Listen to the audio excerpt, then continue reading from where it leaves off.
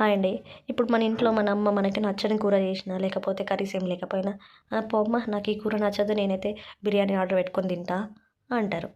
కానీ ఒక 10 years back, 15 years back మనం ఏం తిన్నామో ఒక్కసారి గుర్తు తెచ్చుకోండి. 90s కిడ్స్‌కి అయితే ఇది బాగా తెలుస్తది.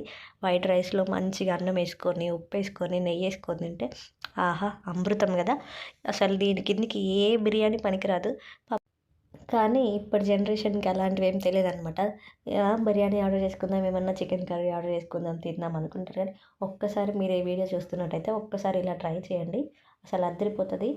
మళ్ళీ మళ్ళీ తినాలనిపిస్తదనమాట. ఇంకా మీరెవరైనా తిన్నారా లేదా నాకు కామెంట్ చేసి చెప్పండి.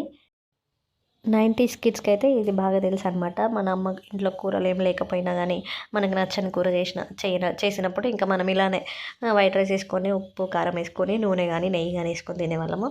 ఇంకా అలా కాకుండా ఇప్పుడు దాని పక్కన ఒక మంచిగా ఆనియన్ కట్ చేసుకొని, ఆమ్లెట్ ఏసుకొని తింటే అద్దరిపోతదనమాట. ఇంకా మీరు ఇలా తిన్నారో లేదో నాకు కామెంట్ చేసి చెప్పండి. ఇంకెవరన్నా ఇప్పుడు ఈ వీడియో చూస్తున్నట్టయితే ఖచ్చితంగా మీరైతే ట్రై చేయండి. మంచి టేస్ట్ మిస్ అవుతారనమాట మీరు.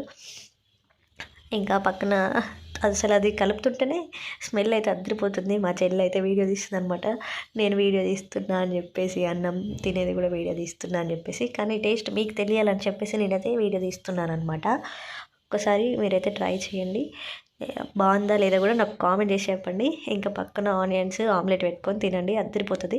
ఇంకా నేను తింటుంటే మా చెల్లి, మా హస్బెండ్, మా పాప. మా హస్బెండ్ అయితే పాపం లాస్ట్‌లో వచ్చారనమాట. లాస్ట్‌లో 1, 2 ముద్దలుంటే అప్పుడొచ్చి తిన్నాడనమాట. ఇంకా ఈ వీడియో గనుక మీకు నచ్చినట్టయితే లైక్ చేయండి, షేర్ చేయండి, సబ్స్క్రైబ్ చేసుకోండి.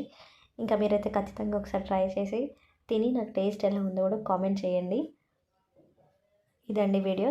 ఇంకా thank you for watching. Bye అందరికీ. లైక్ మాత్రం మర్చిపోకండి. Bye bye.